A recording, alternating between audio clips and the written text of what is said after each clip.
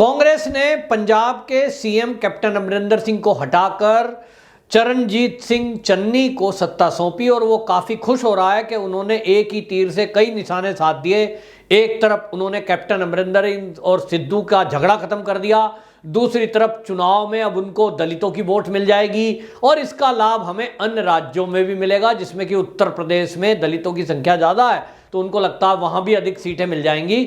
अब ये उन्होंने कर तो दिया, लेकिन जितने भी दलित संगठन पंजाब के हैं और बसपा की प्रमुख बहन मायावती ने यह मुद्दा उठाया है कि यदि इनको दलित प्रेम इतना ही था तो इनकी सरकार जब पूर्ण बहुमत में थी तो पहले टर्म में ये अपना मुख्यमंत्री किसी दलित को बनाते, तब नहीं बनाया तो दूसरी बार में जब कैप्टन को चुना तब दलित को बनाते, इन्होंने नहीं बनाया। और इसलिए अब भी ये दलितों का अपमान है, क्योंकि इस समय 3 महीने बाद चुनाव होना है, 40 दिन पहले आचार संहिता लग जाएगी और जब आचार संहिता लग जाएगी तो पावर खत्म हो जाती है। इसका मतलब ये हुआ कि कुल मिलाकर लगभग 2-2.5 महीने के लिए नामचार को दलितों का मूर्ख बनाकर वोट लेने के लिए ये कांग्रेस ने चाल चली है। और दलित इस बात को अब समझते हैं, क्योंकि दलित अब वो दलित नहीं है, पढ़ा लिखा वर्ग हो गया है। वो समझ रहा है कि इन्होंने अपना झगड़ा निपटाने के लिए और केवल दलितों को लुभाने के लिए, उनकी वोट लेने के लिए यह सब किया है। क्योंकि आपको बताएं, ये कांग्रेस की जो चाल थी दलित की वोट लेने वाली, दलितों का अपमान करने वाली, इसका खुलासा तब हो गया जब जो हरीश रावत हैं वो पंजाब के प्रभारी हैं चुनाव के, और उन्होंने मीडिया में बात करते हुए ये कह दिया, जब पत्रकार ने पूछा कि जो चुनाव हो रहा है वो किसके चेहरे पर लड़ा जाएगा, तो उन्होंने कहा ऑब्वियसली सिद्धू के चेहरे पर चुनाव लड़ा जाएगा। यानी ये निश्चित है कि कांग्रेस में ये मान के चल रहे हैं कि जिस दिन विधायक जीत के आ जाएंगे उस दिन चन्नी को साइड कर दिया जाएगा और मुख्यमंत्री, अगर कांग्रेस के विधायक आते हैं सबसे ज्यादा और सरकार बनाने की पोजीशन में पंजाब के अंदर कांग्रेस होती है तो सिद्धू को बनाया जाएगा। ये अभी से तय है। आपको बताऊं, जो चुनाव हुए थे पर्यवेक्षक गए थे, जिसमें कि पूरे दिन नाटक चला और ये हुआ कि साहब विधायकों से राय ली जा रही है, विधायकों की राय के बाद हाई कमान उस पर अपना फैसला करेगा। विधायकों की राय के लिए विधायकों से राय ली गई, उनसे कहा गया भाई आप अपनी अपनी वोट बताइए किसको बनाना चाहते हैं सीएम। तो उसमें जो जाखड़ थे उनको 18 वोट मिली और कैप्टन अमरिंदर सिंह की पत्नी थी परिणीति कौर, उनको 12 वोट मिली। वहीं सिद्धू को मात्र 5 विधायकों ने हां किया कि इनको हम देखना चाहते हैं, 5 वोट मिली। समझ सकते हैं सिद्धू को कितने लोग चाहते हैं। उसके अलावा कैप्टन अमरिंदर सिंह और सिद्धू का जो झगड़ा था, एक दूसरे को ब्लैकमेल कर रहे थे। सिद्धू का जो सचिव है उन्होंने बाकायदा पूर्व डीजीपी ने बयान दिया कि यदि कैप्टन ने सिद्धू के बारे में कुछ बोला कि वो आईएसआई का एजेंट है, वो जनरल बाजवा पाकिस्तान का जो सेना प्रमुख है उसका दोस्त है, इमरान खान का दोस्त है, तो मैं भी कैप्टन अमरिंदर सिंह की पोल खोल दूंगा। वो पोल क्या खोलने वाले हैं कि एक पाकिस्तान की पत्रकार है जो रक्षा पर अपनी रिपोर्टिंग करती है और उसके मित्र रहे और वो बताना चाहता था कि वो आईएसआई की एजेंट थी। मतलब कुल मिलाकर कांग्रेस के अंदर जो घमासान था, वो सोच रहे हैं कि एक दलित के नाम पर दलित का सहारा लेकर आप उस झगड़े को खत्म कर दो, सत्ता पे काबिज रहो और आप एक दूसरे की जो पोल खोल रहे थे पाकिस्तान से संबंध, आईएसआई से संबंध, उसको भी मौन कर दो।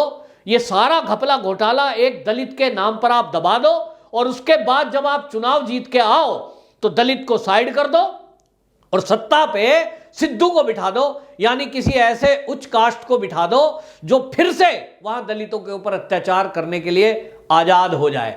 अब ये आप समझ लीजिए क्यों हो रहा है।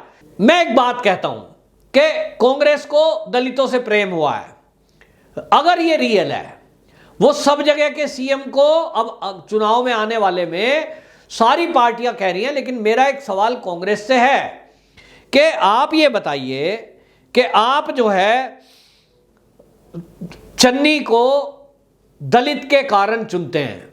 जो वोटिंग हुई, पर्यवेक्षकों से राय दी गई, जो राय शुमारी हुई, उस राय शुमारी को आपने एक तरफ रख दिया और जो राहुल गांधी ने दिल्ली में फैसला किया उसको लागू कर दिया कि चरणजीत सिंह चन्नी सीएम होंगे पंजाब के। तब फिर ये ड्रामा रचने की जरूरत ही क्या थी? जो ये ड्रामा किया गया वोटिंग का, इधर उधर का, पूछताछ का, इसकी क्या जरूरत थी? राहुल गांधी को जो नाम तय करना था वो कर देते। तो एक तरफ ड्रामा रच रहे थे। अब दूसरी बात पे मैं आता हूं कि ये जो कांग्रेस है ये पंजाब में अभी सत्ता में है ऐसा नहीं है। देश की आजादी के बाद से ज्यादातर समय पंजाब की सरकार रही है। देश में 70 साल कांग्रेस की सरकार रही है। तो कांग्रेस ने इन 70 सालों में क्या वो बताएंगे कि इस देश का जो 30% वोटर है वो है दलित। तो दलितों की भलाई के लिए इस कांग्रेस ने क्या क्या काम किए? बाबू जगजीवन राम को बनाया प्रधानमंत्री, ठीक है, आपने जो है उनको लीडर बनाया, आगे ले आए। इसी तरह से वोट लेने के लिए, लोगों को मूर्ख बनाने के लिए, लेकिन वोट लेकर उस दलित समाज के लिए क्या किया?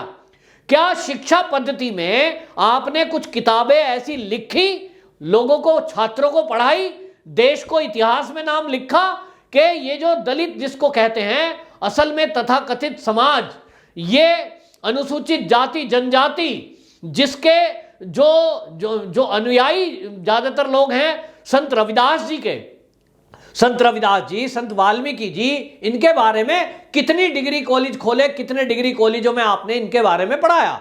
ये संत हैं, इनको सारा समाज मानता है। क्या आपने पढ़ाया कि चमर वंश का क्या इतिहास है? किसी को बताया? आज गूगल करके देख लो तो पता लग जाएगा। लेकिन 70 साल में कांग्रेस के शासन में कभी भी नहीं बताया गया कि संत रविदास जी के तत्वाधान में उस समय ऐसे राजा भी हुए जो चवर वंश कहलाते थे। उनके नाम से ये नाम कुछ आया बाद में, मैं उस नाम को नहीं ले सकता क्योंकि वो इस समय असंवैधानिक है। लेकिन एक इतिहास है। और हमारे देश के जिनको आप दलित कहते हैं, इनका एक इतिहास है, देश में इनका एक सहयोग है। चाहे वो देश की आजादी की लड़ाई हो, चाहे वो इस देश के लिए धार्मिक जो चीजें हैं उसको करने के लिए, और मुगलों के काल में जिस तरह से संत रविदास ने अत्याचार सहे मुगलों के, उसको कहीं हाईलाइट नहीं किया गया। देश की आजादी के बाद से केवल वोट बैंक समझकर मूर्ख बनाने के लिए आरक्षण की घोषणा कर दी। आरक्षण दिया जाएगा और नौकरियों में आरक्षण दिया जाएगा, इस नाम पर वोटें केवल कांग्रेस ने ली। लेकिन इस देश के दलितों का जो भला है वो इससे नहीं हुआ।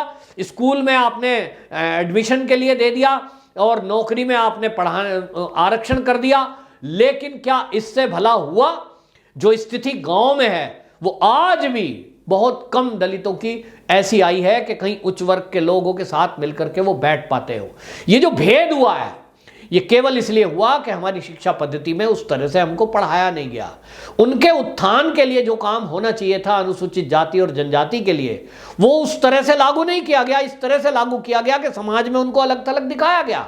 स्कूल में एक बच्चा जा रहा है, सबके सामने टीचर पूछता था, हाँ भाई तुम्हारा एडमिशन फ्री में हुआ है, कौन कौन दलित हैं खड़े हो जाओ, SC ST, और उनके नाम नोट हो रहे हैं, बाकी बच्चे देख रहे हैं। इसी तरह नौकरी में सबको पता है, अरे भाई आपको उत्थान करना है तो उनके लिए मकान, उनके लिए शिक्षा, उनके स्वास्थ्य, उसकी चिंता करते।